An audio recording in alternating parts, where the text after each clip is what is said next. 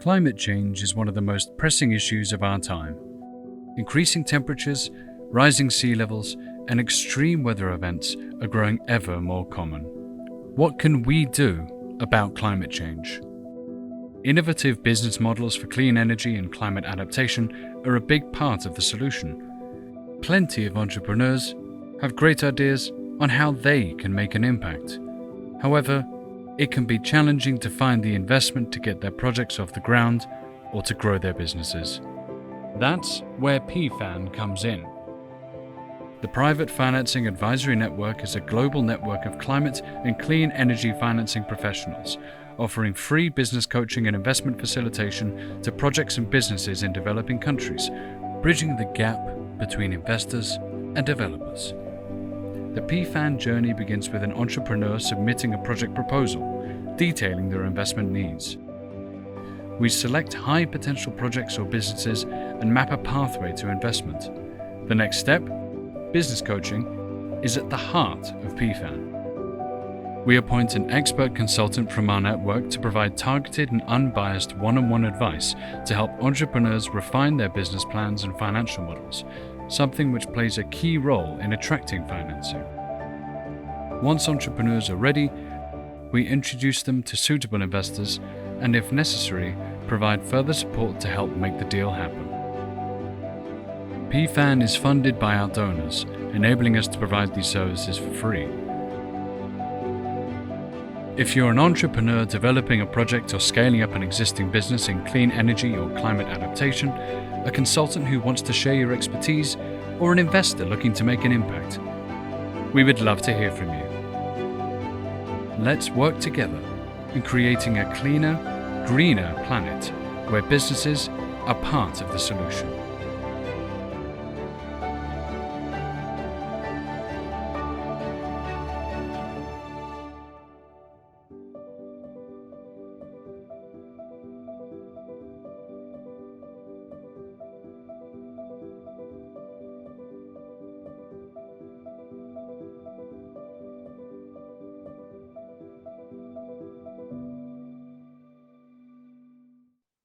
Good morning, good afternoon, and good evening to all of you, and welcome to PFAN's inaugural Cooling Investment Forum.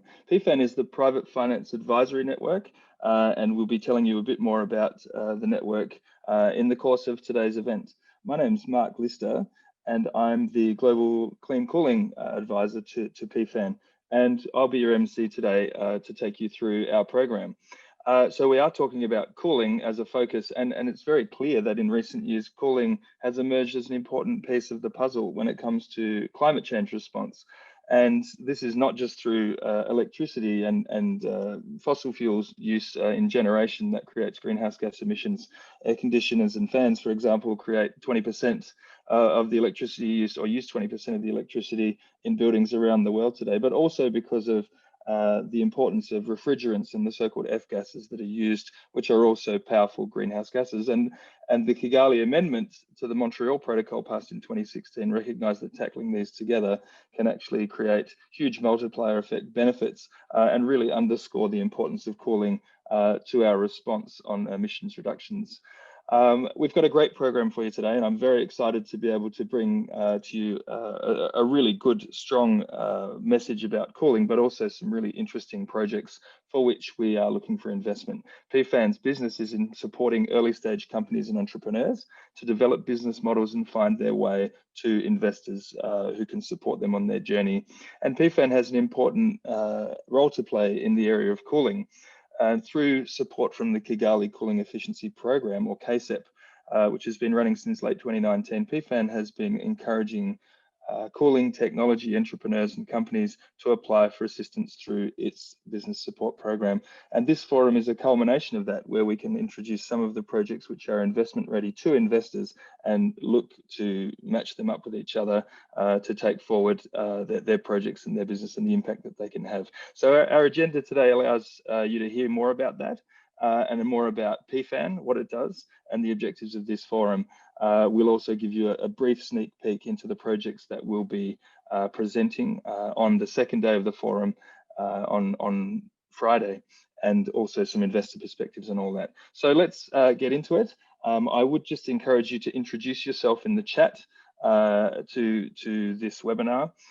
Make sure you're known and introduce yourself to see if anyone is maybe interested to make connection with you. We need to try and make as much interaction as we can in this virtual format. And another thing is that you can always ask questions through the Q&A panel. We will do our best to address these questions, if not today, in the session that follows when we have a bit more time to delve into the project details. So please do be active in there. We'll do our best to answer your questions and record them along the way as well. But without any further ado, I'd like to introduce Alois Milanga, who's the Chief of Climate Technology and Innovation Division at UNIDO. UNIDO is the host, or the host network of PFAN globally out of Vienna, and has been a sort of a staunch supporter and foundation for PFAN's work globally. Alois is going to say a few words about UNIDO's interest in work in cooling, its oversight of the PFAN network, and also its partnership with CAAS. So please go ahead, Alois, and the floor is yours. Thanks. Thank you, Mark, and ladies and gentlemen, on behalf of the United Nations Industrial Development Organization, UNIDO, as the co-host of the Private Financing Advisory Network, I would like to welcome you all to the Cooling Investment Forum. UNIDO is a specialized agency of the UN mandated to promote and accelerate inclusive and sustainable industrial development in developing and emerging economies. UNIDO's work contributes to the attainment of many SDGs, in particular, goal number 9 on industry, innovation, and infrastructure. Our work contributes towards the adoption of new technologies, processes, and business models by existing industries. Furthermore, we also support the creation, growth, and scale up of new and innovative clean technologies and projects by SMEs so that they become new industries themselves. PFAN is a global network of climate and clean energy financing experts that has long-standing experience in matching private finance with innovative, low carbon and climate resilient projects in developing and emerging countries. It supports businesses to develop bankable projects whilst mitigating risks of investors and facilitating project funding to increase investments in clean energy and climate mitigation and adaptation. Therefore, PFAN plays a crucial role to facilitate the engagement of the private sector in the global response to climate change, but also to capture value and opportunities in the energy transition.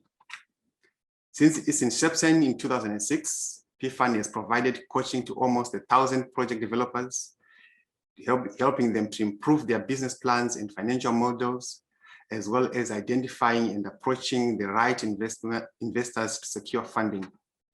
Until now, a total of 155 projects around the world have secured investment amounting to around $2 billion thanks to PFAN support, and this keeps growing. PFAN is projected to avoid annual greenhouse gas emissions of over 4 million tons of CO2 equivalent, whilst substantially increasing the energy generation capacity in developing countries. In 2019, PFAN joined forces with the Kigali Cooling Efficiency Program to scale up efficient and cooling projects and businesses in developing and emerging economies. This was the first thematic program in PFAN's history. As you know, statistics has it that cooling currently accounts for almost 20% of the global electricity demand today, and this is expected to grow to 37% by 2050 under business as usual scenarios. Global warming, among other factors, is causing an increase in the demand for cooling, which in turn is contributing to, feeds into global warming itself, thereby creating a vicious cycle that we need to immediately address. The use of fluorinated gases, which have a global warming effect up to 23,000 times greater than CO2, and the use of large amounts of electricity in the cooling sector makes efficient and clean cooling solutions crucial in climate mitigation efforts. Beyond energy benefits, clean and efficient cooling is critical for achieving a number of development goals, including storage and transportation of food, shelf life of medicine, and overall health and livelihoods. If there's anything that we have learned from COVID-19, it is the fact that our food supply systems are very vulnerable. However, during the pandemic, PFAN has successfully continued its work on supporting businesses and efficient cooling solutions. In less than 2 years, PFAN has provided coaching to around 30 cooling projects seeking funding exceeding $150 million. These projects emanate from Africa, Asia, and Eastern Europe. They deploy a wide array of technologies and business models in sectors that include cold chains in agriculture and the medical sectors, and passive cooling solutions. In addition to our direct support to project developers around the world, in 2020, PFAN organized 2 webinars and participated in other events to increase the awareness of the business opportunity related to clean and effective cooling applications and how to access finance. It is in this framework that we organize our first investment forum today, especially on cooling, to showcase 5 of the PFAN-supported projects and introduce them to investors who have joined us today. Approximately 6 months of intensive support for each project. It will be gratifying for PFAN to witness them raise financing, interact with investors, and ultimately lead to the implementation of cooling solutions in support of both climate mitigation and adaptation efforts. I strongly believe that this forum will contribute to positioning the cooling sector as an important element in climate mitigation and adaptation efforts, and to inspire other project developers to develop more projects on efficient cooling solutions. Allow me to conclude by thanking the Kigali Cooling Efficiency Program for their generous support to PFAN. Cooling solutions are critically needed in all of PFAN's operating regions, and we are committed to supporting the efforts of the private sector and developing countries in this regard. I want to wish the best of luck to the project developers, and once again, to thank you all for participating in this forum, especially to the investors who play a decisive role in the second day of this event. I thank you.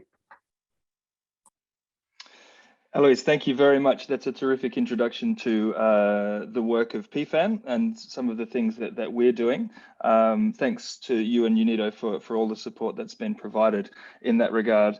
We're very lucky in terms of setting the scene now to have one of the really leading voices around the world in the cooling space with us, Dan Hamza-Gudeka, who, if you've been involved with cooling, you couldn't possibly have not come across Dan.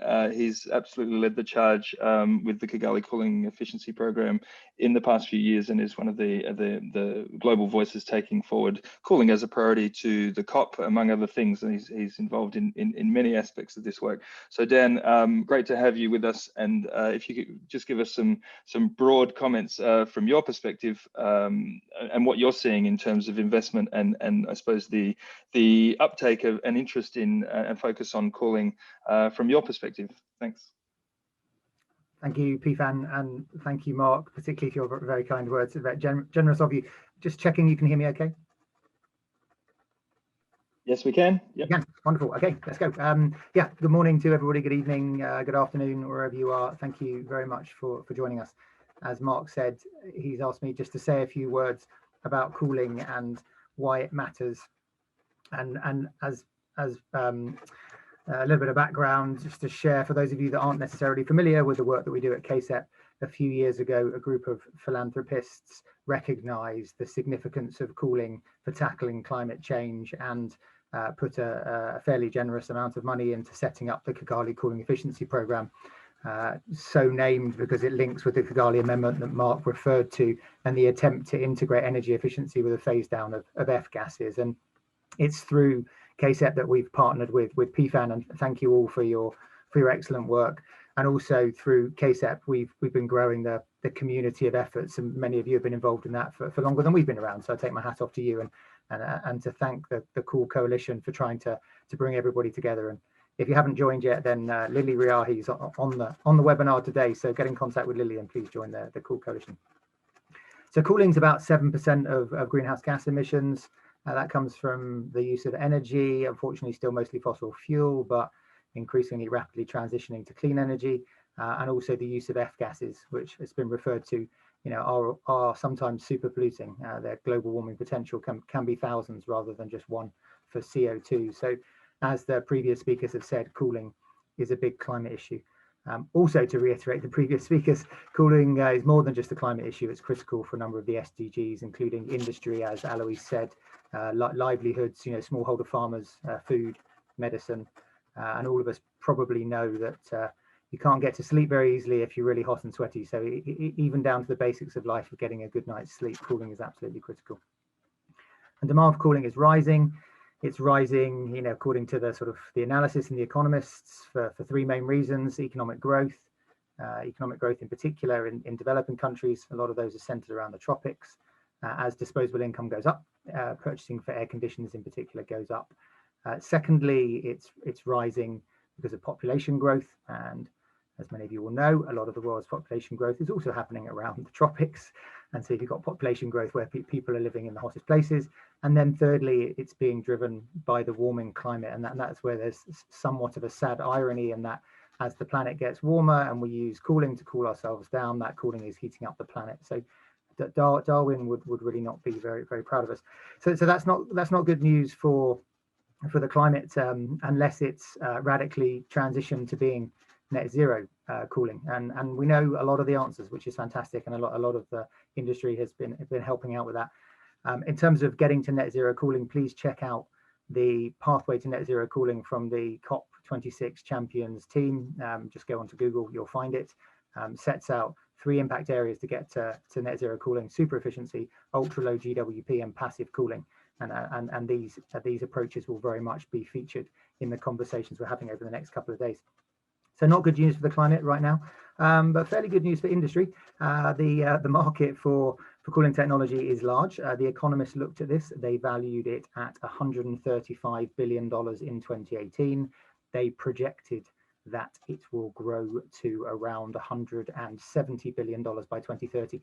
And that's a fairly narrow estimate because they were looking quite forensically at air conditioning and refrigeration technology and not widening that out to cover the whole gamut of solutions, for example, that are picked up through passive cooling. So, that's larger than, I like the comparison, it's larger than the whiskey industry, for example. There's a lot of money to be made in the cooling market. So that's good news for business and not for the climate unless we make it climate friendly, but we will.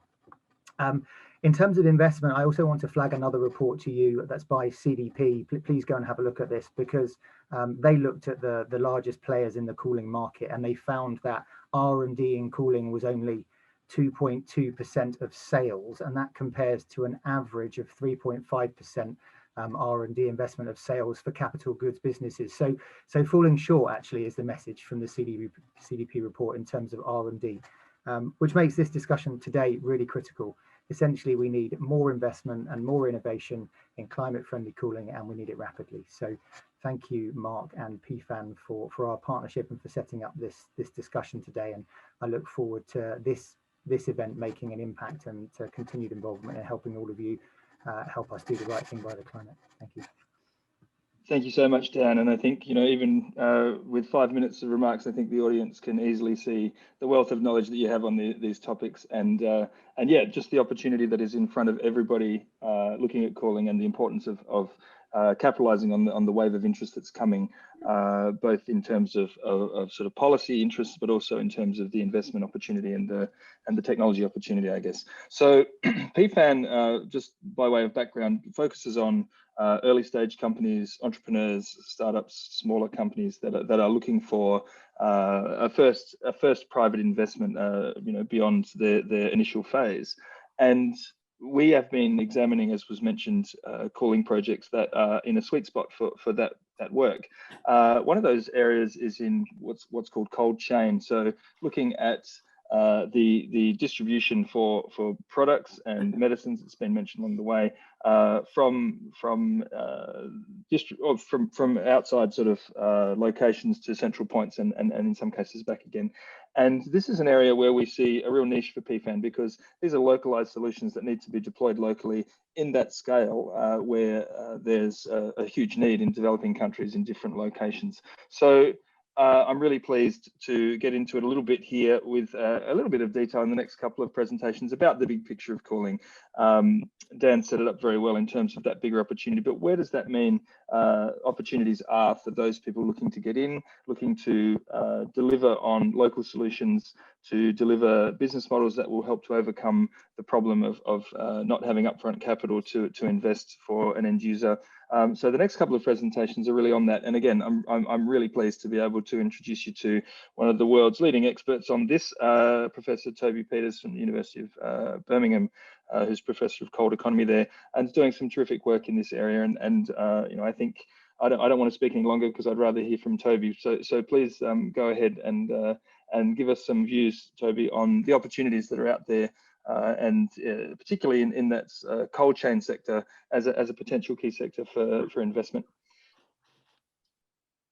Thank you, Mark, and thank you for inviting me here today. Can you hear me?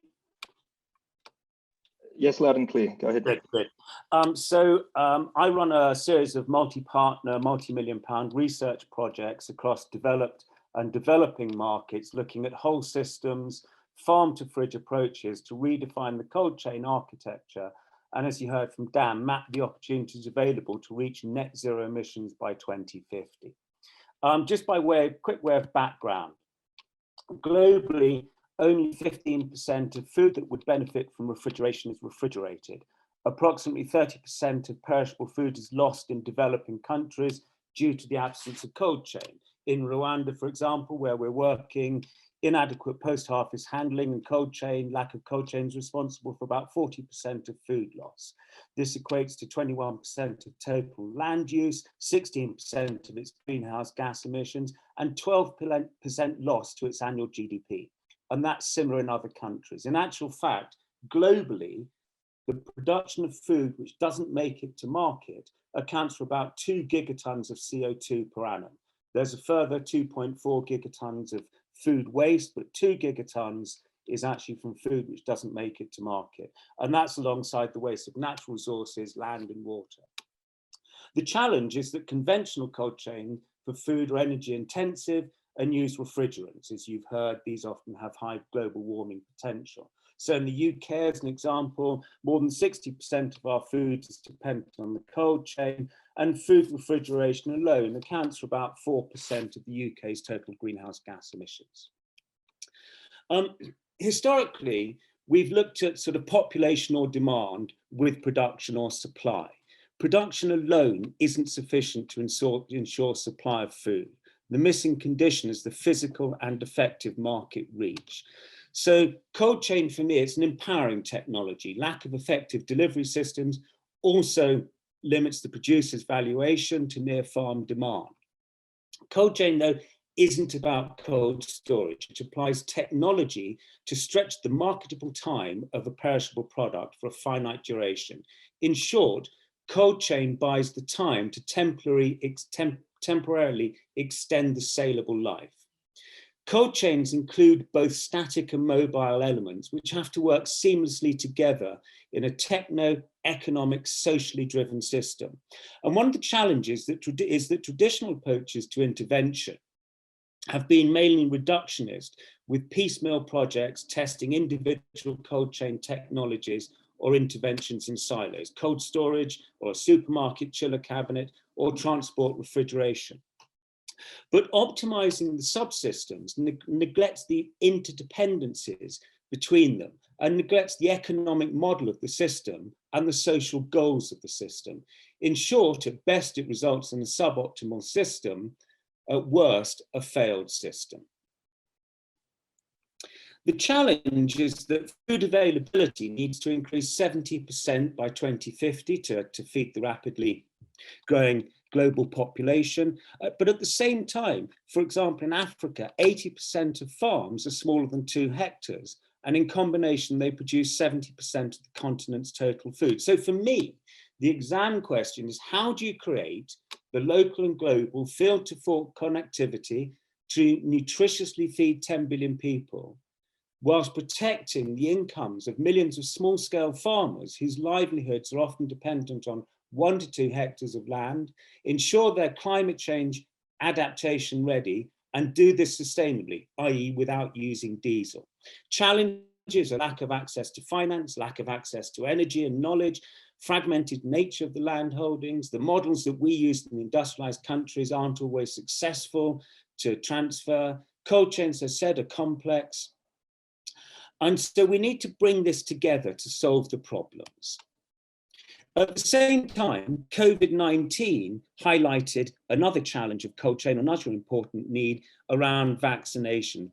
Broadly, according to the WHO, we lose about 25% of vaccines in developing countries because of broken cold chains. So what we've had to look at with COVID-19 is how can we rapidly immunize 70% of the world's population, and do that carrying vaccines which have to be temperature controlled. And one of the big challenges here is the last mile. So basically, once you get it down to the immunization center, you have to then take it out to the villages and the remote locations, some of whom you'll be getting it there by on donkeys or in canoes, as well as on bicycles and back. So another major challenge and important role of the cold chain. What we're looking at is a whole systems approach. But the challenge, I think the big challenge, is that when people talk about energy, they often mean electricity. And when they talk about energy storage, they mean batteries. But this doesn't recognize that so much of our energy demand, so much of the growth, as you heard from Dan and others, is actually in thermal loads. So actually the question we need to be asking is, what is the service we require? And then how can we provide it in the least damaging way, rather than simply how much electricity do I need to generate? And if you do this, you suddenly start realizing, for example, that ice can be a better store, cheaper and more environmentally friendly for energy storage than a chemical battery. So we need to think thermally.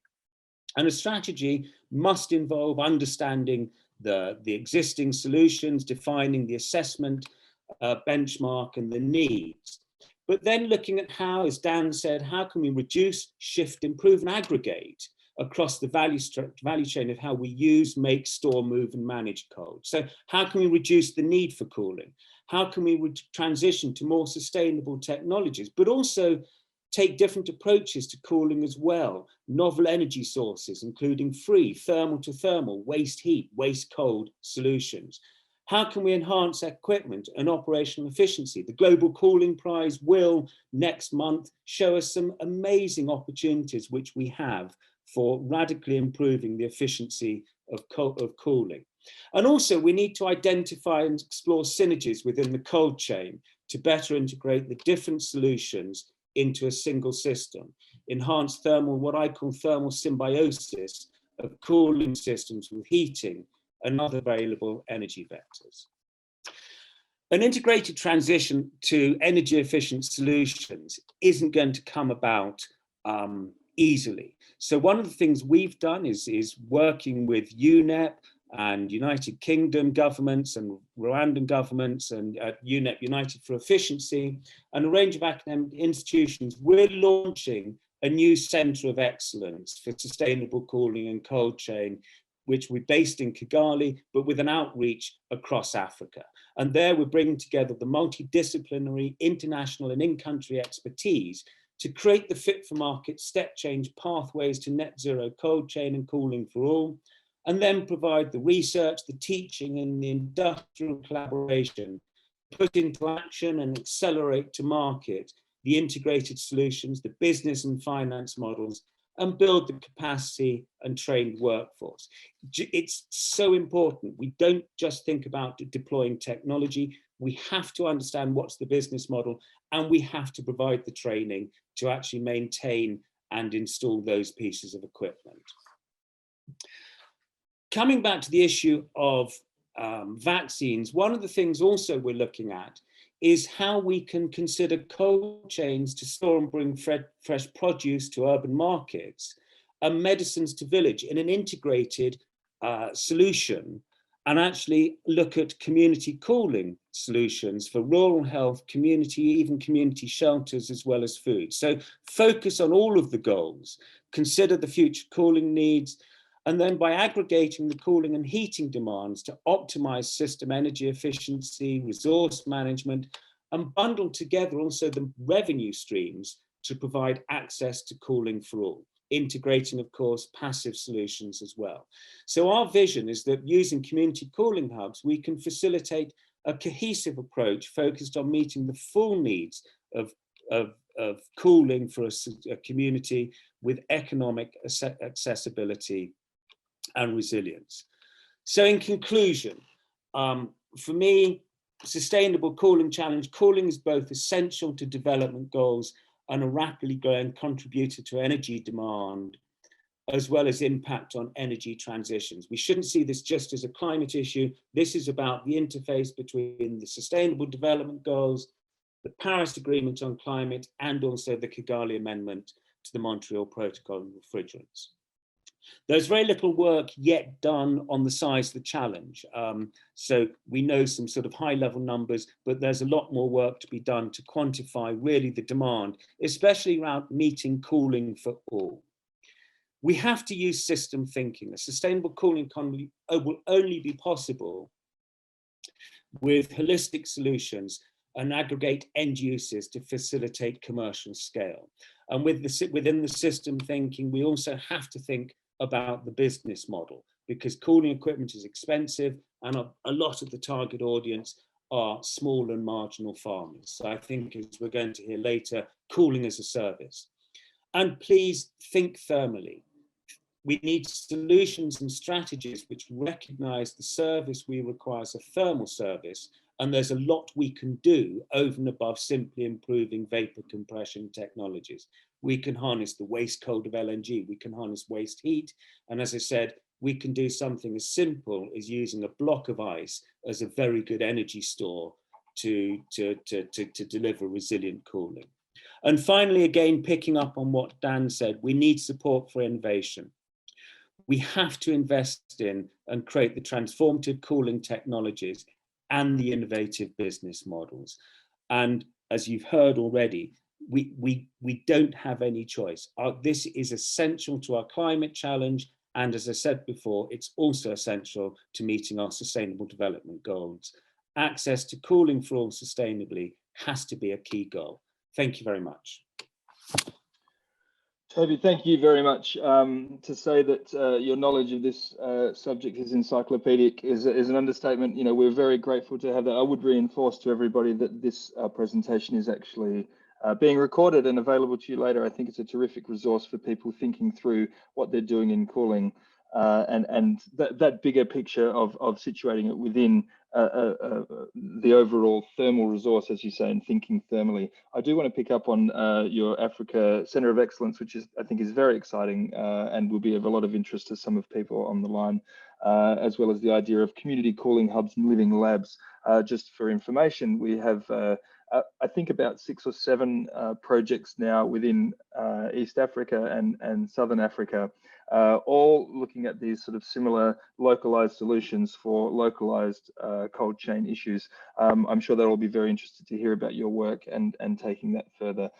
So that's an interesting link between the PFAN projects that we have in our pipeline and some of those high level issues that you're mentioning here today. So thank you very much, Toby, for that overview. We did talk about business models, or you did talk about that in this on the way through there, and the idea of cooling as a service, overcoming the upfront capital issues of being able to invest in cooling at that local level in developing countries. So I want to move on and introduce Carla Della Maggiora from she's the Senior Climate Change and Environment Specialist for the Basel Agency for Sustainable Energy, or BASE, a super organization that's been working very hard on this model of cooling as a service and doing some terrific work. So please, Carla, tell us a little bit about more what BASE has been doing and cooling as a service. Go ahead. Excellent. Thanks, Mark, and thanks, PFAN, for inviting me. I'm gonna quickly share my screen to make it more fun for people to watch than just my face. So can you please let me know whether you see my screen, you're listening me to? Yeah, I think it's coming, Carla. Are you? Can you please confirm when it's there? Yeah. Okay, I think it's come up now. Please go ahead. There? Yeah, we can see it. Please go ahead. Excellent, thank you. Well, so thank you again, and let's start. First of all, really quickly, I would like to introduce BASE, the organization that I work for. It's the Basel Agency for Sustainable Energy. We are a foundation, a Swiss foundation. This year, we're celebrating our 20th anniversary. We were created like 20 years ago with the support of the Swiss government, and we are a specialized center of the UN Environment Program. We work like with lots of different types of clients, like public sector, private sector, philanthropic organizations, etc. And we really serve as a bridge between the public and private sector. Our main focus is to develop innovative business model to scale up the adoption of like climate solutions, particularly focus on energy efficiency, renewable energy. And we've moved a lot. We've done a lot of work, for instance, in e-mobility. Now we're moving into adaptation and circular economy as well. So cooling, Dan mentioned earlier how important it is. Again, these figures from the IEA, and these are just focused even on the shooting alone. So we are talking that, first of all, in the next 30 years, and that's enormous, especially when we're thinking that the systems that are out there tend to be quite inefficient. They tend to be between 40 and 60% less efficient than the ones that are like available in the market. This translates, again, Dan mentioned it, per year, we had created that figure for the next 30 years in $6.9 trillion of like potential investment. And again, just this air conditioning, we're not talking about refrigeration, that's enormous potential as well. So what did we produce? What do we come with, like, what is this cooling as a service? Servitisation on its own, it's not new, it's quite old, I would say, because like everyone, usually you buy milk, you don't buy a cow. And in this case, it's the same thing. And we thought that given the market barriers that cooling is facing, which are the main market barriers? That more efficient equipment tend to be more expensive. Then you have that someone doesn't want to engage into a newer technology because of like performance risks. And then they have a core business to focus on. So they tend not to select these technologies. The whole idea of servitisation is that like sort of really tackle, addresses very well those barriers. Instead of like buying an equipment, you now access the service that is provided by that equipment. The equipment stays in the hands of the provider. And I'm going to very briefly explain why do we say that servitisation, this business model aligns people, businesses, and the planet. Very clearly, when you have a provider that is the owner of the equipment that's using to provide a service, and that service embeds everything, even utility costs, that means that the provider, for the provider now, it makes business sense to be a first of all. To start a system. Why? Because if they realize that, let's say, electricity is more expensive in the daytime and night, why don't we generate it maybe at night and we use thermal storage as an example to bring it like to offer that service the next day. Another example is like we have cooling needs in many places where you suffer shortage of electricity or blackouts, etc. So you, by bringing renewable like solar connections, for instance, you avoid that. You're providing the service, you're not getting paid.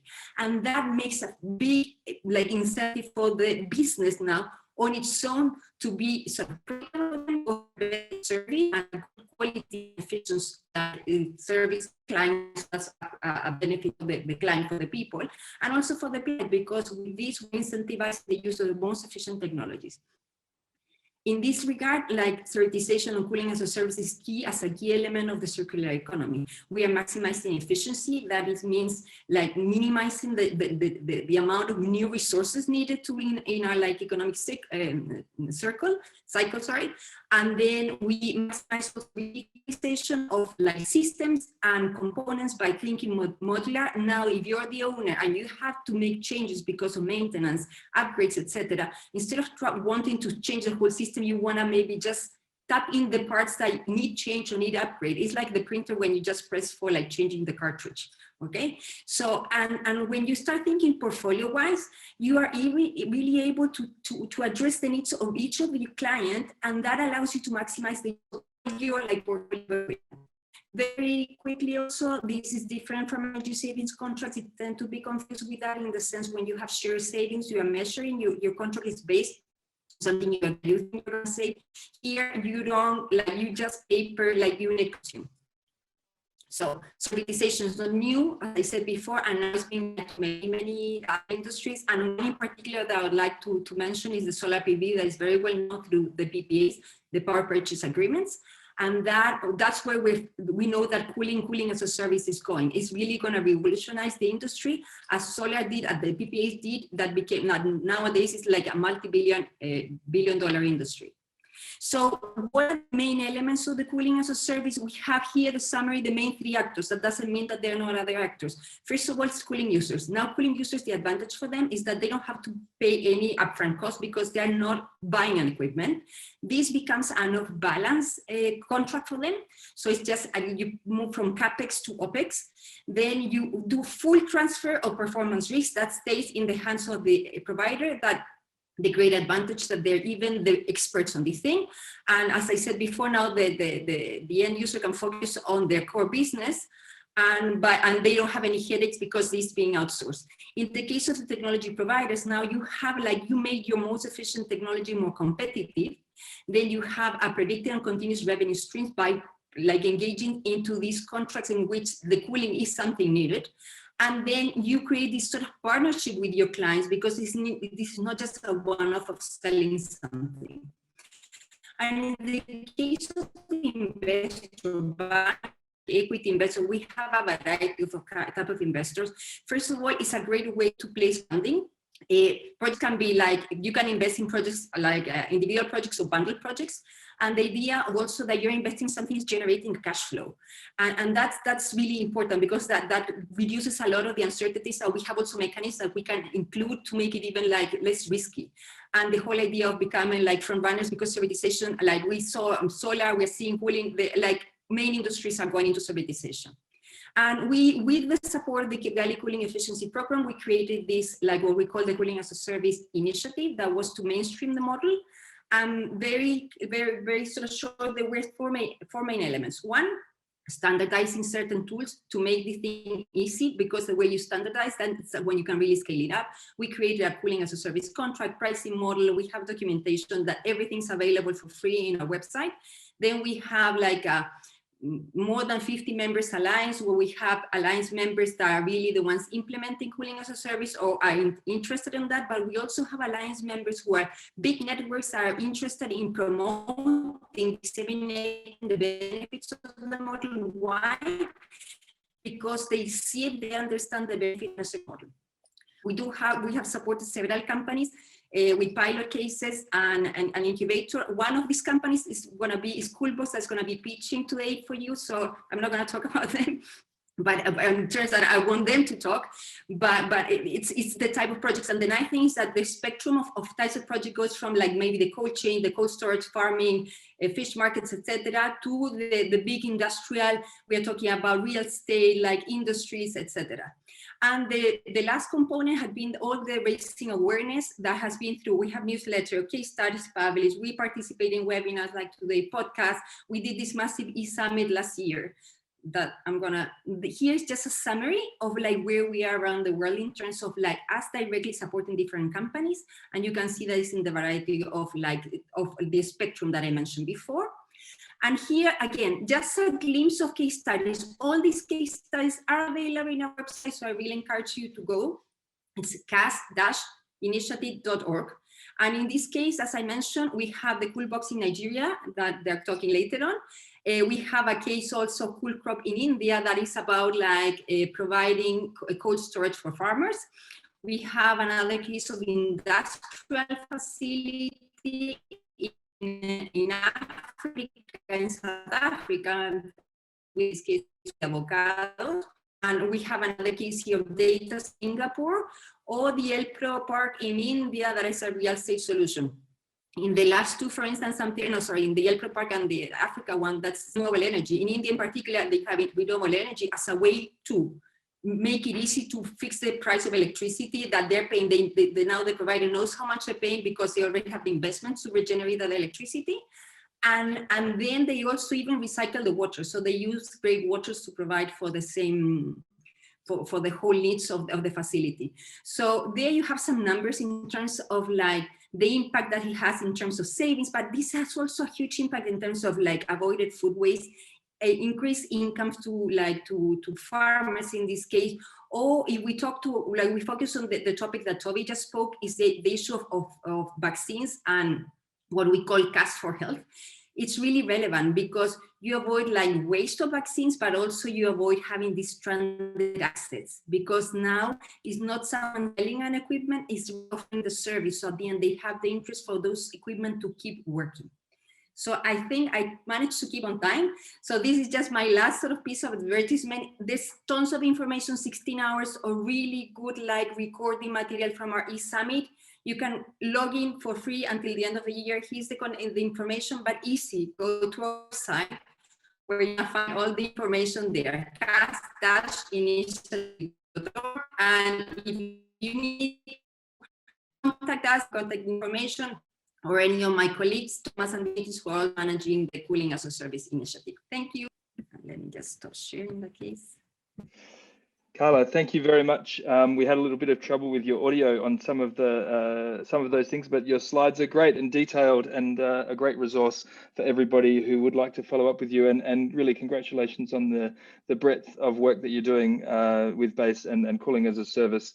I'm sure you will get a number of interested comments on that. And thanks also for your partnership with PFAN, where we have actually helped to support in some areas where BASE has not been able to kind of complete the support. PFAN has been able to pick up and also sort of help companies along the way as well. So thank you very much for all of that. We are a few minutes behind time, but I think we will we'll continue and pick up a little bit of time in the next session. The next session is where we start to tell you a little bit more about the companies and the purpose of this event. So PFAN, as we've said along the way, supports companies to go and find their way to investors. We have a short video, a couple of minutes long, which I think will be helpful and instructive for you to take a look at for a company that PFAN has already helped. This is from Thailand, and we'll play that video now. Thanks.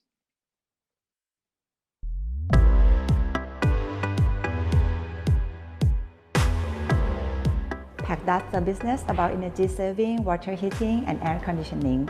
Our product and service is focusing on the innovative concept, energy efficiency, and also environment-friendly product.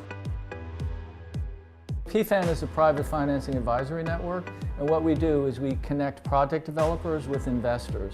The project developers are companies that are looking for investment in the range of somewhere between $1 and $50 million, and they need a little help to improve their business plan, to develop their financial model, and be able to reach out and talk to investors.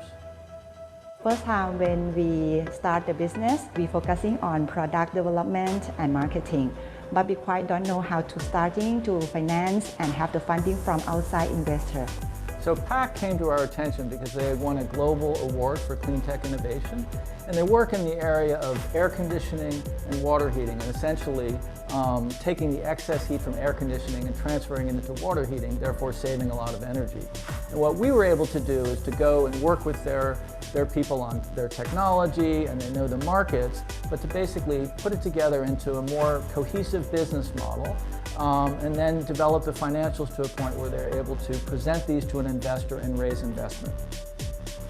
After we have attended the PFAN coaching process, we think that the coaching session about finance, how to make the financial models, financial plan is the most valuable part for PAC at that time. We don't know how to work as a long-term plan, short-term plan. So the coach advised us a lot how to do that, and also the risk mitigation. So that part, I think it is the most valuable for the coaching process. I would like to suggest the female entrepreneur who running the business in clean energy sector to have the connections or networking with the institute or the program that can bring you to the opportunities. I think this kind of support or network will gain you a lot more benefit in your business. เมืองไทยเป็นเมืองร้อนเราใช้แอร์เยอะอยู่แล้วครับแล้วเราก็เห็นแนวคิดว่าการใช้แอร์เนี่ยมาทำน้ำร้อนเนี่ยมันเป็นแนวคิดที่ทำได้จริงเราก็ได้ตัดสินใจศึกษาครับเราก็ตัดสินใจเลือกแท็กโครงการเรามีแนวคิดที่เป็นอีโคอยู่แล้วครับเพราะว่าช่วยลดพลังงานลดต้นทุนของเราด้วยครับ They have the product that I wanted with the water heater, with the solar panel to save me the electricity bill. My overall saving is about 30%, which is a whole lot when you pay them out in over 5 years. My electric bill is reduced. I'm very happy with the PAC product. The after-sales service, the maintenance, reliability, and then most of all, it helps me to save a lot of electric bill. in the long term, I think we would like to doing the business not only in water heating and air conditioning, but we would like to go beyond in energy saving innovations, and not only in Thailand and in domestic market, but we would like to go internationally.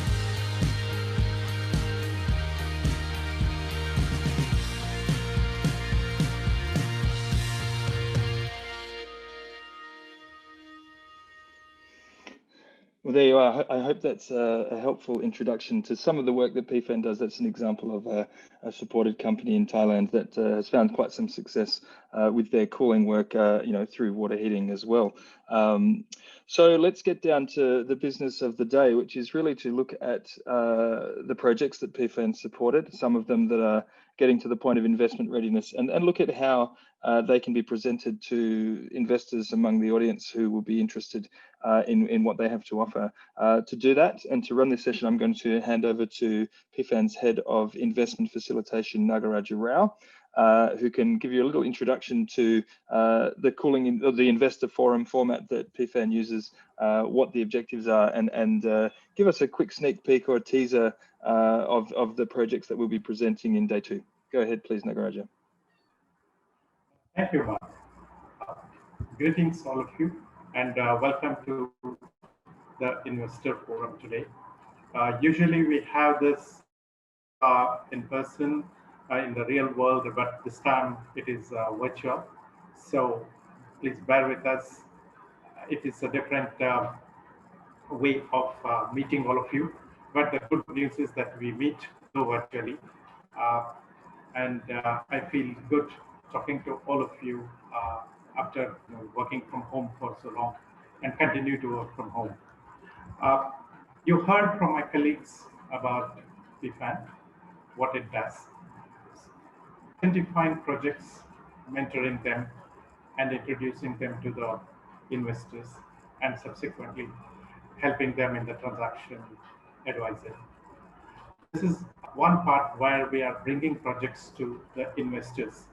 And the exciting part of this is that we have projects which are being curated where our advisors have worked with them for a few months, and we have the projects now ready to showcase to the investors. The aspect that stands out is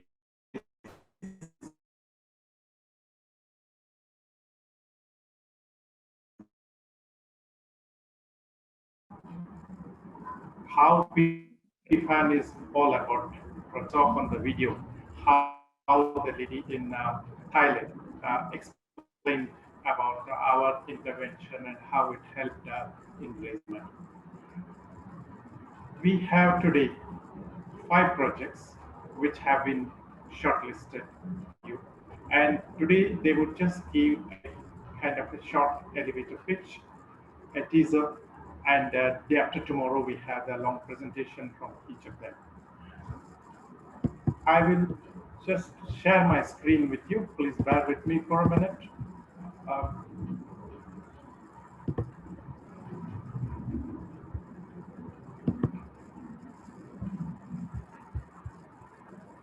Mark, can you see the screen? Yes, we can. Yes. Cool.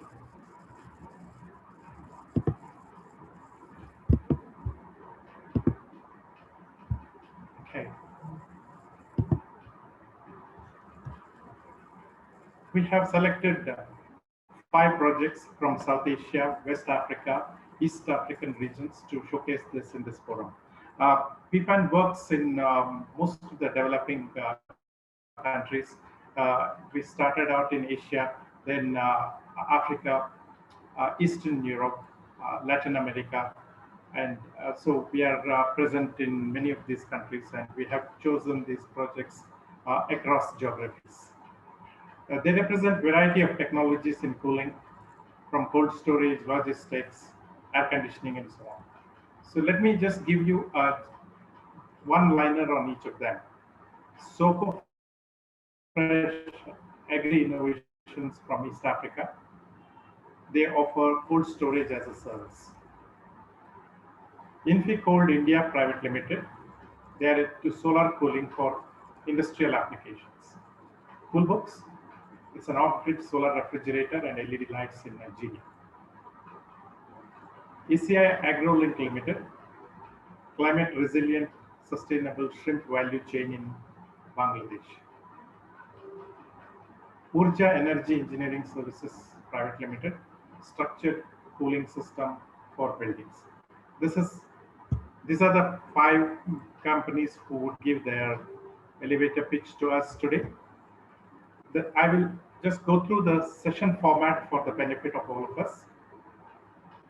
Introduction to 5 cooling projects that I just mentioned. It is a 2-minute teaser by each of the project developer. The investor panel consists of Jim Maggiore, partner, Sustainable Development Capital Limited.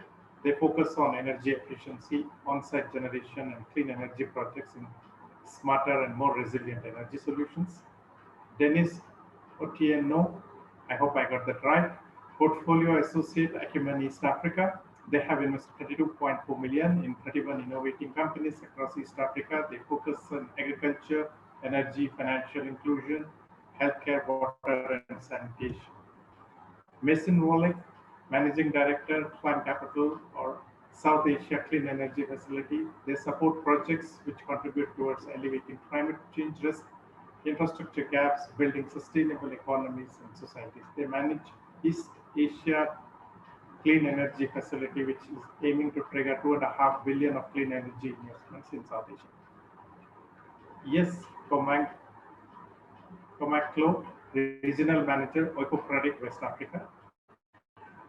They offer debt and equity support for clean energy solution across developing markets. So as you can see, we have the projects and we have the investors. So we are anticipating a good interaction, and we hope that our projects will impress the investors and they succeed in raising funds. There would also be a round of interaction on Friday. But this is just what I would say. Thank you. Mark, back to you. Yes, thank you very much, Nagaraja. And you're quite right that the investor panel is a very important part of this. They're the ones that are going to really run the ruler over these projects and give some feedback on Friday's session. For now, though, we wanted to give you a sense of them and to hear from the projects themselves. So we've asked each of the project developers who will be presenting on Friday to give us a sneak peek or just a 2-minute teaser of their project, what the company is about and their investment ask. We will be sending out some more information in the way of investment teasers and other materials as preparation for your attendance on Friday. But I'll ask each of the projects to just give us a couple of minutes. We're a little bit behind time, but a couple of minutes each to just fill us in on your project or your company and what your ask is in investment. So first of all, Nitin Goel from Infocode in India. Please go ahead and give us your short pitch. Thank you. Yeah. Hello, everyone. My name is Nitin. I am the CEO of Infocode.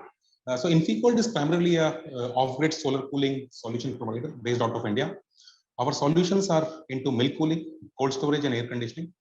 So the company has developed one of the world's first retrofittable thermal energy storage, which stores cooling in form of ice. Our niche is in innovating cooling solution as per user needs. In past 5 years, we have developed 6 different variants in milk cooling, 5 different variants in cold storage, and very recently 4 different variants in solar air conditioning. We now have installations in 20 states of India and 2 countries in Africa.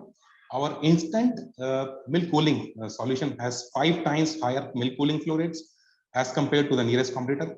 Our solar cold storage has 2 times higher solar autonomy as compared to the nearest competitor. Our solar air conditioning solution uses 0 GWP refrigerant and provides 24/7 heating and cooling without the need of electrical batteries. In terms of financials, we became commercial 2 years back. We have closed this financial year with $500K USD of turnover, which is 2x growth as compared to the last financial year. We are facing very serious manufacturing constraints for last 1 year. We are very choosy in picking orders. We have just moved to a 5 times bigger factory.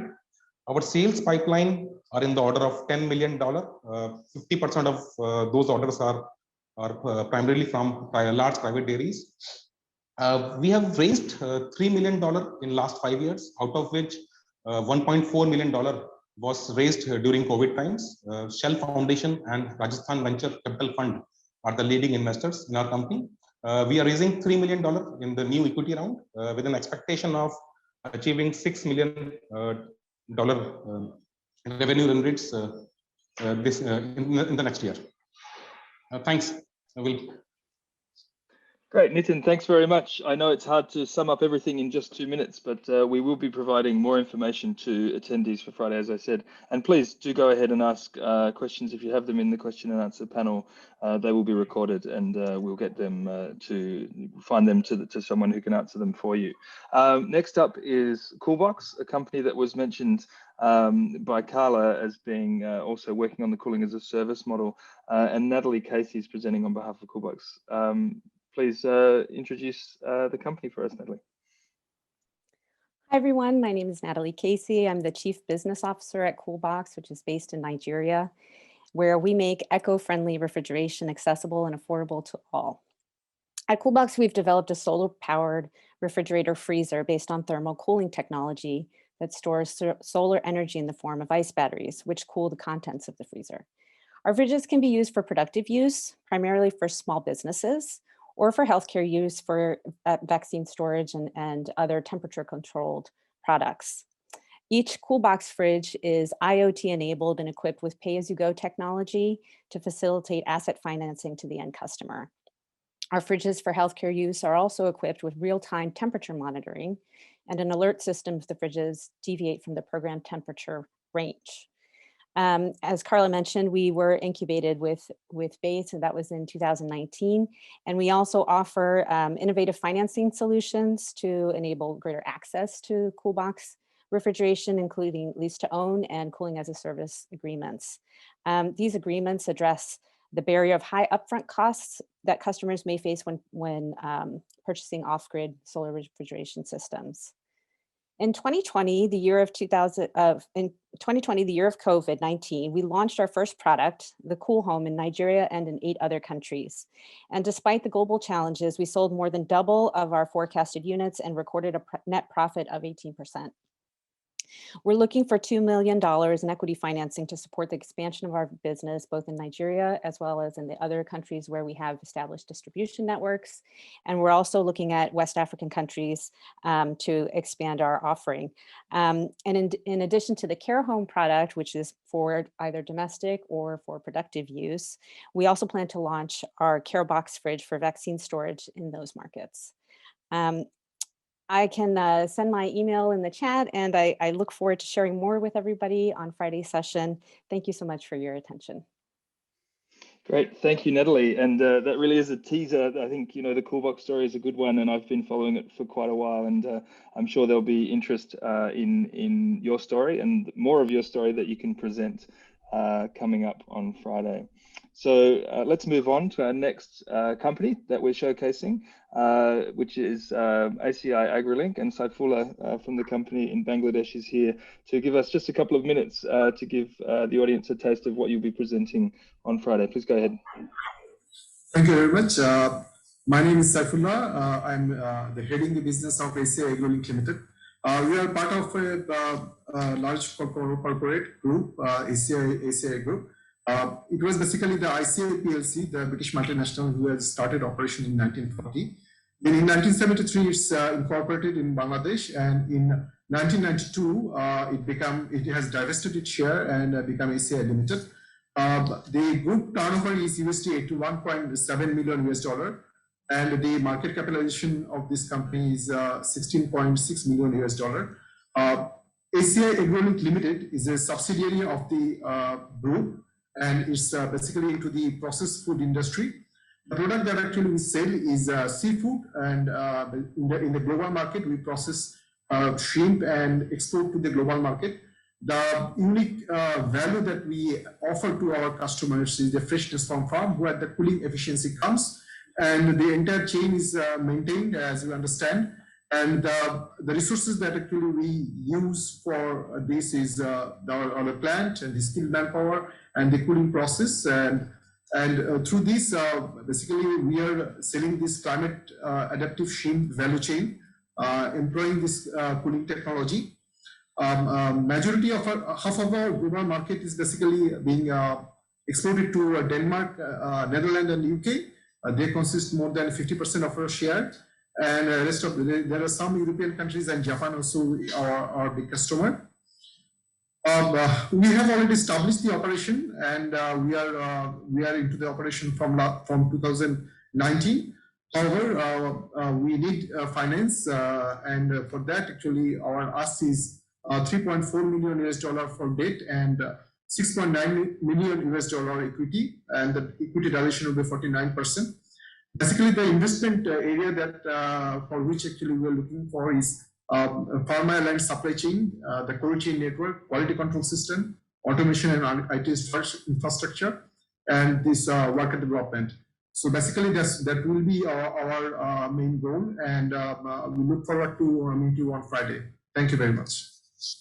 Great. Again, thanks for covering a lot of ground in a short while, and a good example of what we were talking about earlier, the potential for localized solutions for cold chain to bring high value added product, in this case shrimp, to export markets for Bangladesh. Thanks so much, and looking forward to hearing more on Friday.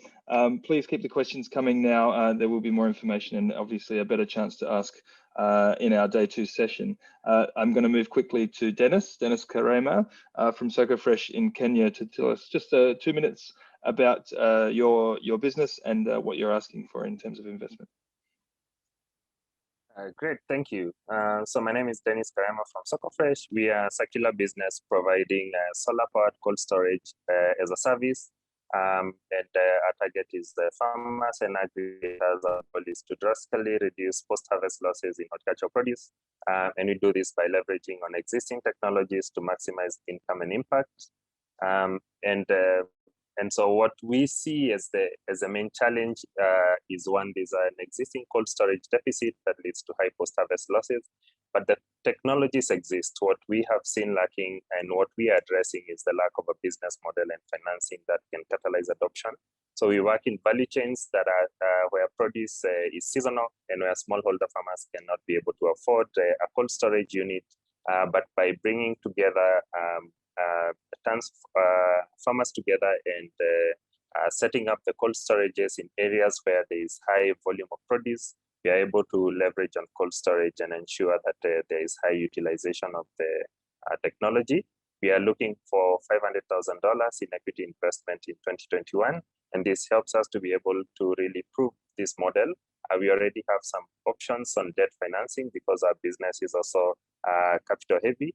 And we want to use these funds to really be able to further build on our tech platform and increase the footprint of the cold storage units that we have. Our business model is a rental model on either a daily use, a monthly rate, or a seasonal rate.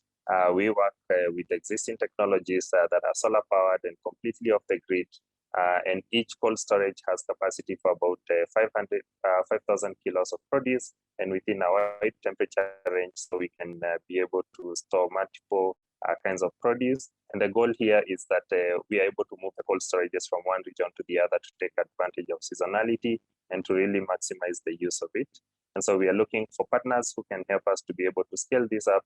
We currently have a shortfall of about 15 cold storages, and we are looking to get to about 320 in the next 5 years. Thank you so much.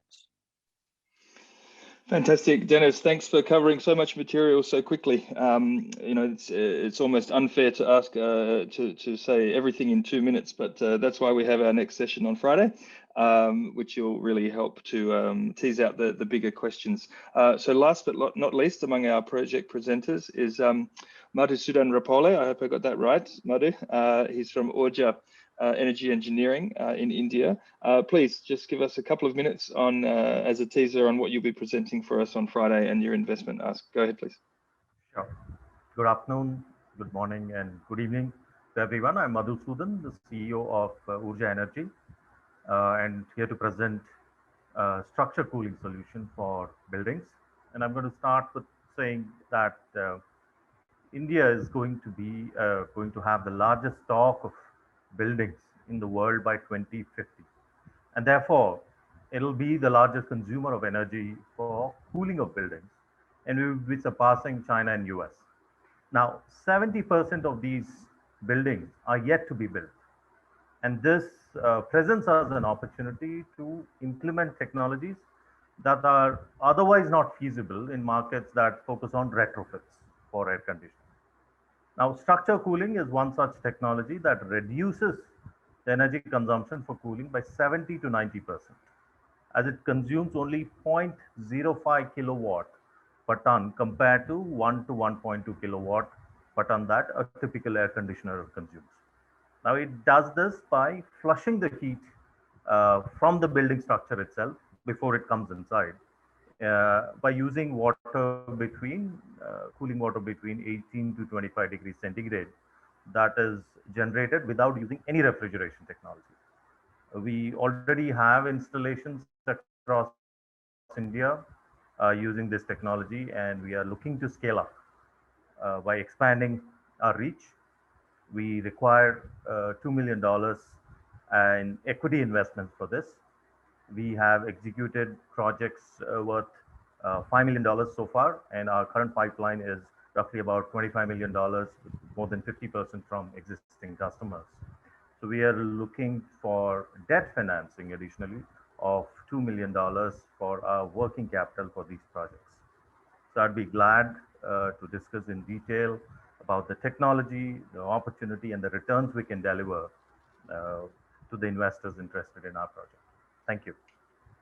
Great, thank you, Madhu, for that succinct summary of Orja's work, and I think that's been a great introduction from all of our presented projects here to whet your appetite. I hope to attend on Friday and get down to the nitty-gritty of these investment asks, a bit more detail about the projects and understanding what opportunities they see and some of the issues. We have about 20 minutes to run, and our last session is really to engage with the final piece of this investor forum, which is the investors themselves, and so to hear their perspective on both what maybe their reflections are on what they've seen so far here, but also what they're looking for in terms of investment appetite from in the space of cooling.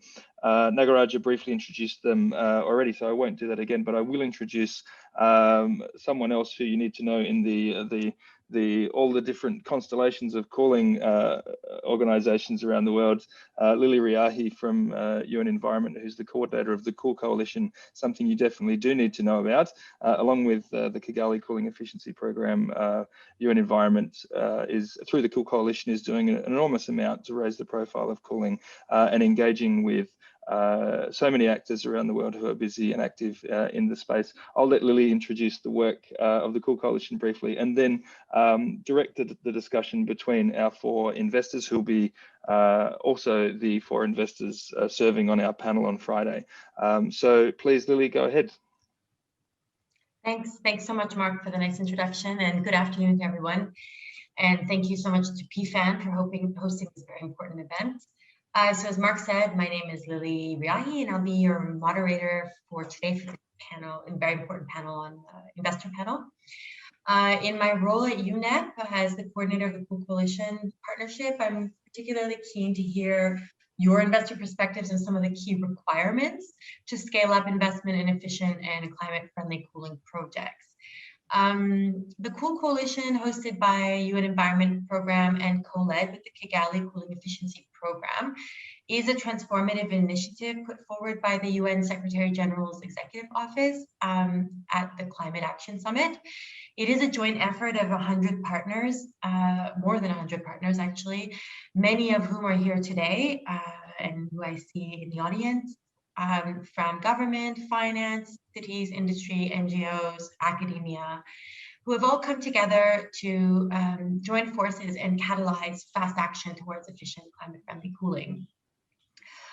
These members are committed to collaborate with many of you and with each other on best practice, on raising awareness, on taking comprehensive action to tackle cooling demand, including some of the measures we heard today, such as, cold storage, scaling up efficient climate-friendly cold storage, or use of super efficient equipment and appliances, measures to reduce demand for cooling like green roofs, natural shading, etc. But access to finance, both for the upfront investment required and in project preparation, will be key to achieve these commitments to action and to deploy the many climate-friendly technologies that exist and innovations to come at the scale we need to tackle the race to net zero and to achieve our sustainable development goals. And so with that in mind, I'd like to turn over to our investor panel to help us understand what is driving their interest in efficient climate-friendly cooling, and how the cooling industry can be investment ready. So with us today, we have Jim McGuire from Sustainable Development Capital Limited, who I understand are working to establish an Asia cooling fund. We also have Mazen Walik from Climb Capital, who's running the Southeast Asian Clean Energy Facility. We have Dennis Otieno from Acumen, which I know are funding farm-level cold chain projects in South Africa, and Yves Komaklo from Moki Credit West Africa, who also have a range of cooling investments. So a very rich panel. And if I could maybe first turn to you, Jim, from SDCL, to tell us a little bit about, indeed, your interest in as an investor in sustainable cooling, and how you see the cooling industry, how the cooling industry can be made investment ready. Thank you, and good afternoon, good morning, and good evening to everybody. I'm a partner at SDCL based here in Hong Kong, and SDCL, for context, is about a US billion assets under management, both of private and public capital. Most of the investments have been traditionally in Europe, UK, and North America, with regard to some small investments here in Asia.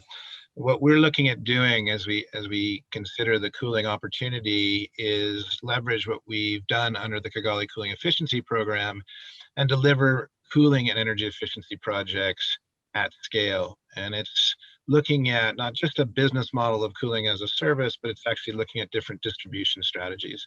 The region has traditionally done energy efficiency on an energy savings performance contracting basis, so we're flipping it a little bit with the cooling as a service model, but it's also focused more on project by project. And what our value proposition to potential hosts across the region is, how do we scale, right? If we're going to achieve any sort of meaningful impact in terms of the cooling imperative here in the region, then we got to look at different models, and we also have to look at different distribution strategies. With regard to Asia, what was of appeal to us in terms of cooling efficiency was a couple of things. One, the markets. We are focused on hospitality, healthcare, manufacturing, and real assets or property. We look at retrofits. This is not a greenfield so much. So when we look across the region, particularly Southeast Asia, here in Hong Kong where I'm based, a massive opportunity across those four sectors, and particularly in and around the manufacturing. So if you take, for example, where we are in due diligence on some projects, that is in Vietnam, which is seeing a massive uptick in the C&I sector. To be clear, we've hit some bumps in the road with COVID-19. Our investment objectives have slowed down, funding investment grade audits, and a couple of things that I'd highlight. We've seen is a severe erosion of credit quality in hosts. With regard to our grant, we focused initially on the hospitality sector. COVID-19 hit and significantly impacted, as many of you here in Southeast Asia will know, the hospitality sector with occupancy rates in the single digits. Secondly, we've seen people, hosts, very much retrench in response to COVID-19. So whilst we see cooling as a service as counter COVID-19 cyclical, notwithstanding, we're seeing hosts of good credit quality step back from moving forward on anything sort of new. And last but not least, what I'd highlight, and so as we look at this opportunity and how to accelerate at scale cooling efficiency in the region, Toby and a number of the speakers earlier have mentioned this access to capital, access to finance. And we're an investor in cooling and energy efficiencies and distributed generation. We want to invest. COVID-19 has left us, as I mentioned, with a little bit of the erosion of the credit quality. And so what we are also working hard at is how do we bring together public and private solutions? And I think that's very key to what needs to occur here in this part of the world to address the cooling imperative. I'll stop there, Lily. Thank you so much, Jim. A very interesting perspective, especially in terms of bringing together the public and private sector. And we'd be interested to hear a bit more on that when we come back to you on the panel. I will now turn to Mazen Wallach from Climb Capital to tell us a little bit about the Southeast Asian Clean Energy Facility and how we can, in your view, achieve scale in efficient climate-friendly cooling investments. Mazen, the floor is yours. So just in terms of some background for CCEF, we launched in June last year. And when we launched in the middle of COVID, we were very well supported by some of the same philanthropic supporters of Kigali and others that PFAN is familiar with. And we also work in partnership with PFAN in looking at cooling opportunities. Our focus is a little bit more broad. We do focus generally on climate change and commercially proven technologies. So we look at some of the traditional renewable energy like wind, solar. We also look at storage. And we look at this not just in terms of battery storage, but thermal storage. And we think that this is a real important element for us, particularly because we are trying to avoid a lock-in on coal and the cold chain. And when we're looking at new demand that's coming in through the region, this is important. We also look at cooling in the context of energy efficiency with very high cooling loads here in the region, which are going to propel as we move forward. So where do we fit in and where do we play? We invest at the very early stage of the development curve, generally before projects reach commercial operation to provide that initial round of funding. We do that into projects, assets or investments, and businesses as well. So we look at both. In terms of our limited partners, I mentioned that we're supported by a number of the philanthropic providers that also support Kigali. We also have a number of private sector limited partners that support CCEF, including Microsoft and others that are not on this list. So we are bringing a combination of philanthropic as well as corporates that are looking to really make a difference for climate change. One unique element for us, and I think this is where it applies to where the roadblocks and how we look to help, is right up front. We see some gaps here in the region that we like to fill with proponents and investees on this call today, that if you have good ideas and you're looking to grow, this is where we like to help, particularly at this size and scale. So it is a sweet spot of a market for us in terms of what I've heard for a number of the asks. Here in Southeast Asia, which is the market that we primarily focus on, regulations exist more than I would say Africa. So a lot of times we have to fit within a different range of regulations. And we also get support from some of our affiliated partners that are sponsored by philanthropy and governments as well. Just moving on though, in terms of what are the key elements in cooling and Okay, so you know what, I think while we figure out the technical difficulties with Mason, we did pick up on one very important point for investment, which is early stage support and early stage project preparation, which is great to hear that Climb Capital is supporting. Oh, you're there. Okay, good. Hi. I'm sorry, I'll just pause. I realize we don't have a lot of time, but we have to scale, make an impact to climate change. We're looking for simple business models, energy saving splits, pay-go structures, capable leadership teams. We are looking in Vietnam, Indonesia, and the Philippines, but that also means we're working closely inbound from India and proponents in other countries to bring them within the region.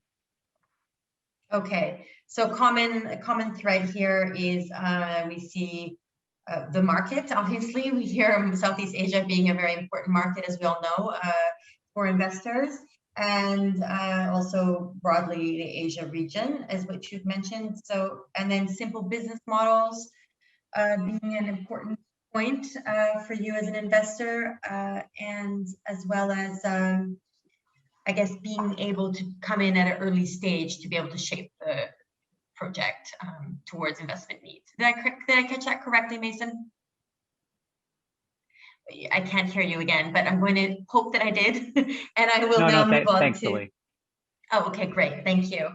I will now move on to Dennis Otieno from Acumen.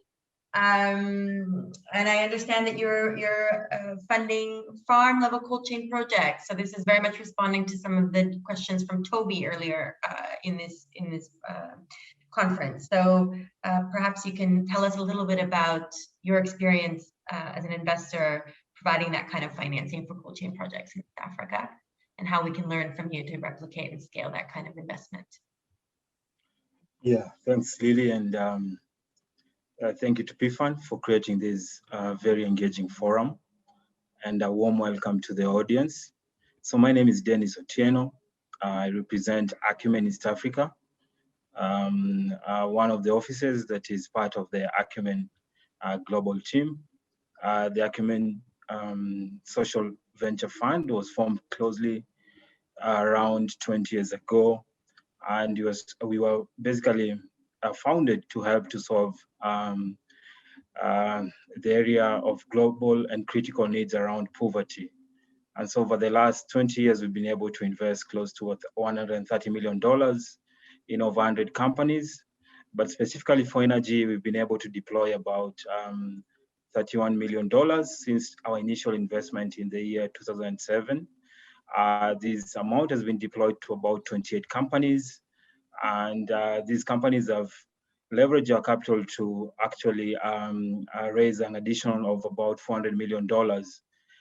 In terms of impact, we believe we've been able to impact close to 130 million individuals.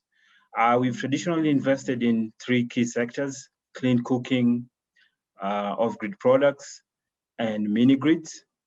But looking forward, we are keenly interested in investing in the productive use of energy space.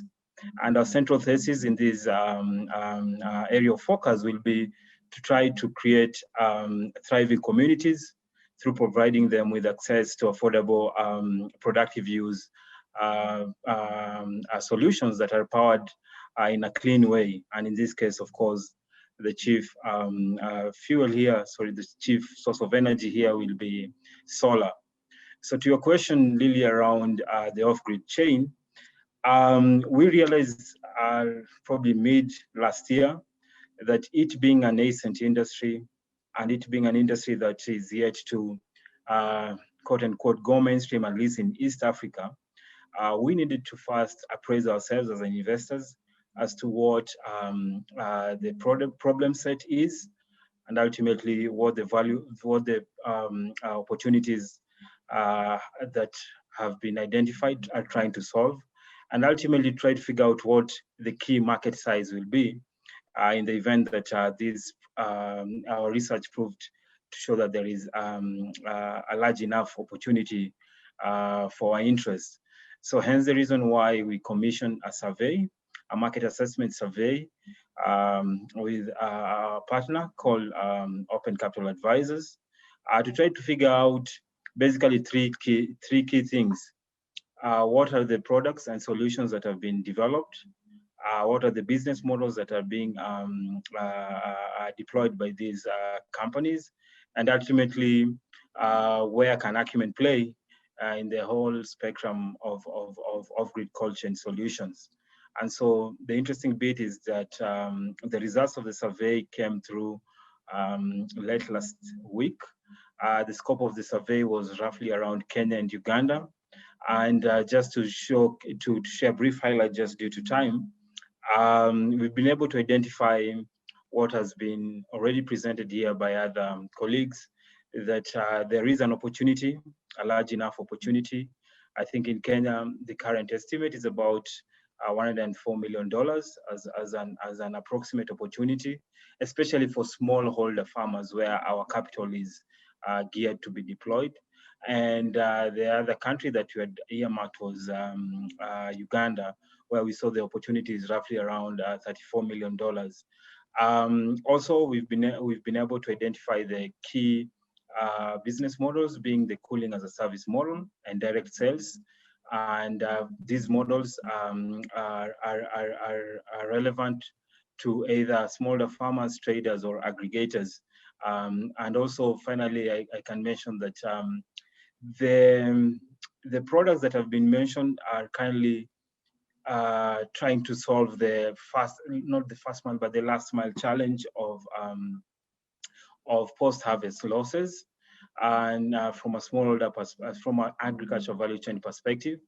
And we are keenly looking forward to see how Acumen's investment can be able to help these companies accelerate the deployment of these solutions. We typically invest around 350,000 to about 700,000, and this investment is geared to early stage ventures. And these ventures hopefully are in our geographical scope of Kenya, Uganda, Tanzania, and Rwanda. So yeah, I'll pause at that, seeing that you are on time. Thank you so much, Dennis, for also being considered at the time, and very inspiring to hear about the investment that you're making to tackle the challenge of post-harvest losses, and that you've identified this opportunity in Kenya and Uganda and Tanzania. I think it's going to be very good to also link up with some of the work I think that is being done through, that Toby mentioned, on the Center of Excellence in Africa, and maybe that can be also a platform to further showcase and scale this work, and of course also through coalition. I will now move to Yves Melko from OQ Credit in West Africa to speak to us about your cooling investment interests and how you think we can make the industry investment ready. Over to you. Thank you, Lily. And yes, I'm glad to come up last, because there are a lot of things that Dennis has said that we would very much agree with, because we have similar mandate. And also in terms of the value chain, we are coming, I mean, from the perspective of the entrepreneurs, we are coming soon after an investment from Mason and Jim. So I think we are very complementary, the four of us. I will quickly share my screen, because I would want to speak about things that will not be showing. Hold on one second. So I thank PFAN for continuing the association with Oikocredit, and I represent Oikocredit for Francophone West Africa. We also have offices in. So I won't be too long. So historically, we've been active on the solar home systems, pay-as-you-go systems, as well as a mini grid. And we are accompanying our partners. They are moving up the chain, moving up, and meaning moving to productive use of solar systems, or expanding the capacity of their mini grids, similar to what Dennis was saying. And some of the challenges that we have experienced are that we see a strong demand for cooling, but that strong demand is not matched by the end user capacity to pay. Therefore, those entrepreneurs will need to devise appropriate business model, like, for example, partnering with an off-taker, so that they could secure the revenue or the cash flows from off-takers, ensuring that there's adequate consumer education. We also feel that in the projects that we finance we have recently financed the cooling solutions provider Ecozen in India, and we see that there's a need for high storage capacity, high battery requirements. So it's important to identify projects that will rely less on those battery requirements for long-term sustainability. We've also, in terms of the pay-as-you-store or cooling as a service, I think those models are quite attractive, but we will challenge, in the discussion, we will challenge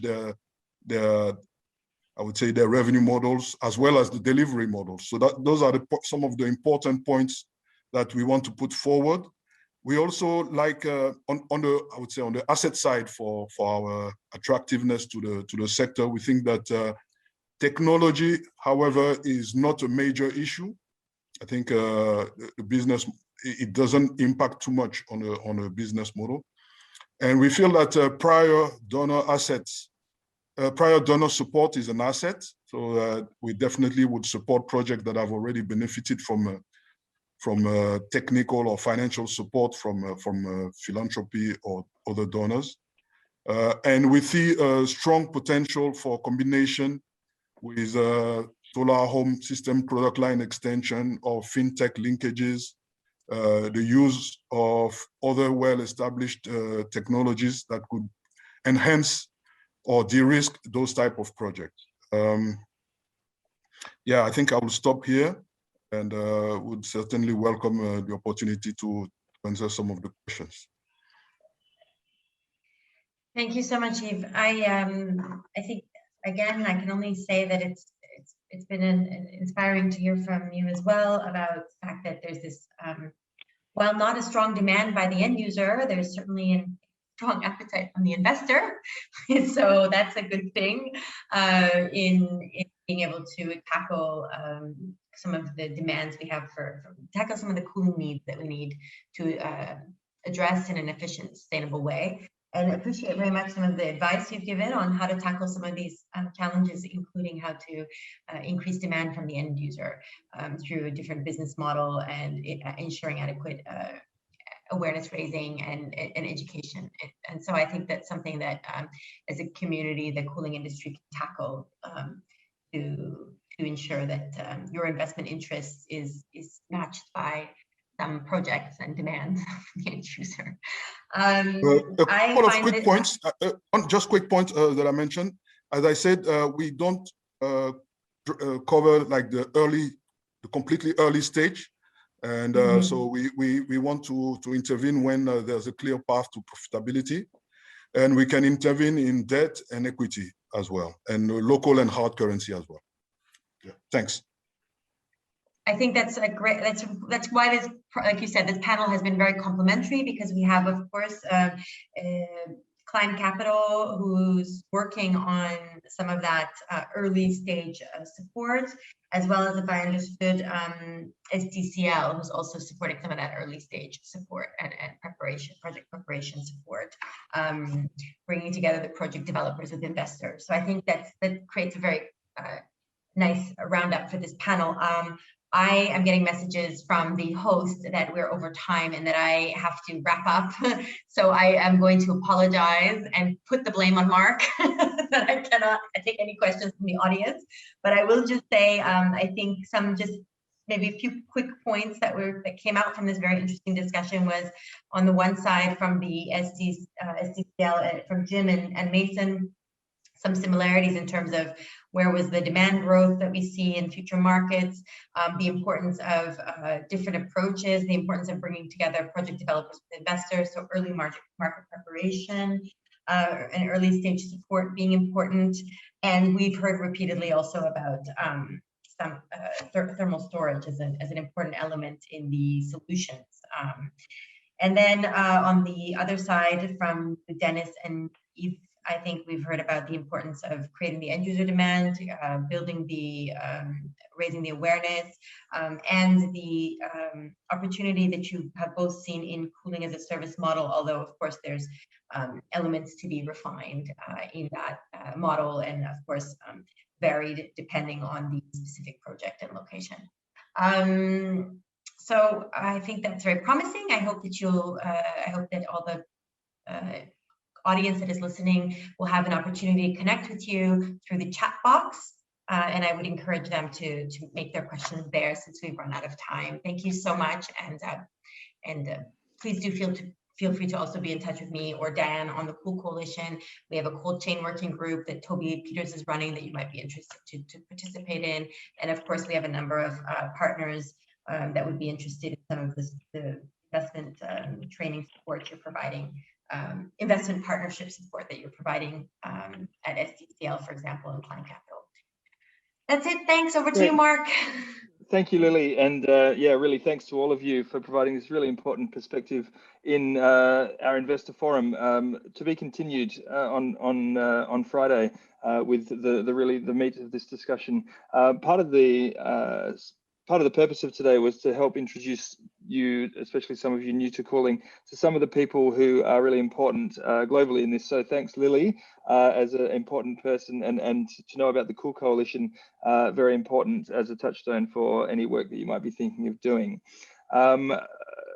We are over time, and I'm going to bring this home by introducing someone else important for you to know from the PFAN network. You'll meet some more people from the PFAN network on Friday, but I'm going to, that's all from me today. Thanks to all of you, but I'm going to hand it to David Yeo, who's the Asia Transaction Manager for PFAN and very much involved with the investment side of PFAN's work, to finish off with an invitation to day 2 and a closing remark. Thanks, David. Thank you, Mark. And this is the very, very last but important section. So I would appreciate if all the attendees stay on until I finish my last sentence, because this is where I start to thank everybody that is present for their time. So my name is David, and I'm the transaction manager of PFAN. Essentially, what I do is that I help to facilitate investment between projects and investors in the region and in support of PFAN. So on behalf of the PFAN team, I would like to thank all the presenters, the panelists, the attendees who joined us in the first session. I hope you have a good time and understanding, and I noticed in the chat there's a lot of interaction, which is good. Now, just to reiterate a few points that's taken on the previous investors session, you notice there's a few key points which I would like to reiterate. Every project that you are doing, especially for project developer, remember this key point. First, you must know in your business model how you are able to scale it and also to distribute the service across the region. That is very important for business. In our case, we're talking about a cooling service. And then they must have, apart from scaling, there must be potential to grow.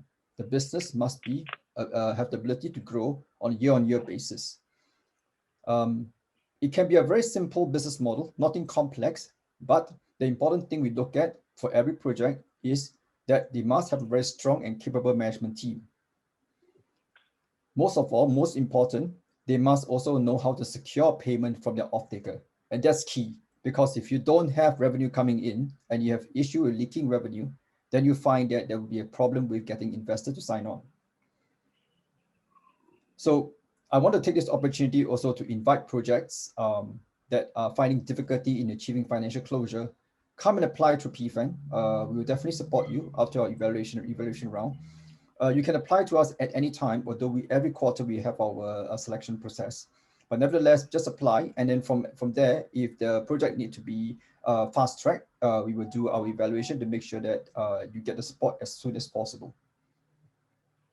So before we leave, just to give you some highlight of what's going to happen 2 days from now.